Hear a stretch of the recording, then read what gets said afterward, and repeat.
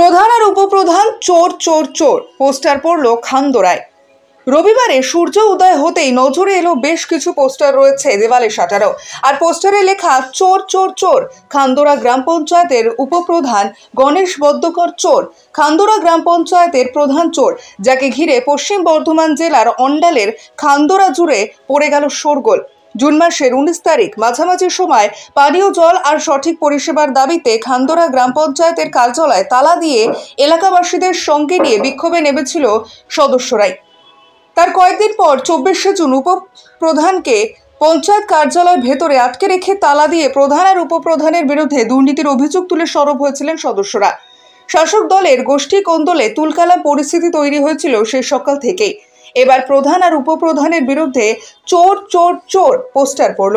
প্রধান এবং উপপ্রধানের বিরুদ্ধে দুর্নীতির এই পোস্টার ঘিরে বিড়ম্বনা পড়েছে জেলা তৃণমূল নেতৃত্বেও। যদিও খান্দোরা গ্রাম পঞ্চায়েতের উপপ্রধান গণেশ বদ্যকর বলেন, যারা কাজের মানুষ হয় তাদের নিয়েই সমালোচনা করে।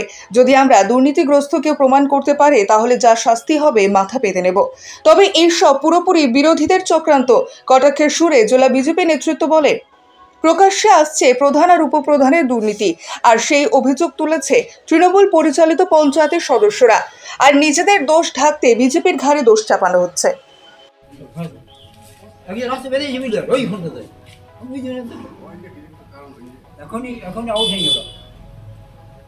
অপপ্রচার কাদের হয়, কাদের বিরুদ্ধে দিনরাত মানুষ পিছনে লেগে থাকে? যারা কাজের মানুষ হয়, যারা মানুষের কাজ করে তাদের পিছনেই কিন্তু মানুষ লেগে থাকে। যারা চুপচাপ বসে থাকে, যারা কাজ করে না, তাদের নিয়ে কোনো সমালোচনা নেই, তাদের বিরুদ্ধে কোনো কথাও থাকে না। তো এটা আপনাদের, আমি কিছু, আমার কানে কোনো খবর নেই, আমি এখনও পর্যন্ত জানি না, আপনাদের মুখ থেকেই শুনলাম যে এই ধরনের পোস্টার দিয়েছে। আমি খান্দোরা গ্রাম পঞ্চায়েতের উপপ্রধান হওয়ার পর থেকে, পঞ্চায়েত ব্যবস্থার পর থেকে যেভাবে মমতা ব্যানার্জির যে উন্নয়ন পঞ্চায়েত এলাকা জুড়ে হয়েছে, তাতে অনেক বিরোধীদের চোখ ফেটে গেছে।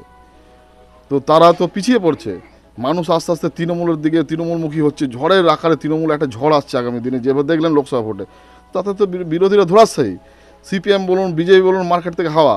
তো তারা তো চাইবে যারা কাজের মানুষ তাদেরকে একটা কোনোরকমভাবে স্তব্ধ করার চেষ্টা।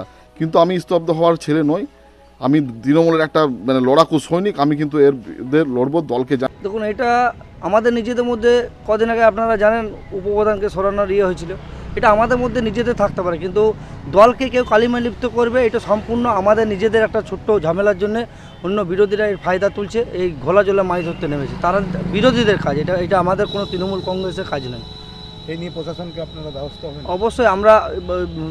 অবশ্যই আমরা চাই আজকের এই যে ঘৃণ্য কাজ, যে বা যারাই পোস্টার টাঙিয়েছে তদন্ত করুক। লোকাল আমাদের প্রশাসন আছেন, ফাঁড়ির আইসি আছেন, ওনার দৃষ্টিতে আসুক এইটা, উনি তদন্ত করে যে বা যারাই করে থাকুক না কেন এর বিরুদ্ধে আমরাও চাইছি শাস্তি হোক।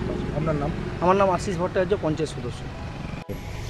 এটা হচ্ছে যে আপনাদের মিডিয়াতেও বিভিন্নভাবে হচ্ছে যে প্রকাশ হয়েছে যে এটা হচ্ছে ওদের নিজস্ব আভ্যন্তরীণ ব্যাপার, ওদের হচ্ছে যে গোষ্ঠীদ্বন্দ্ব, হ্যাঁ, এবং সেই থেকেই হচ্ছে যে ওরা এই ধরনের যে ঘটনাগুলো তারা ঘটাচ্ছে।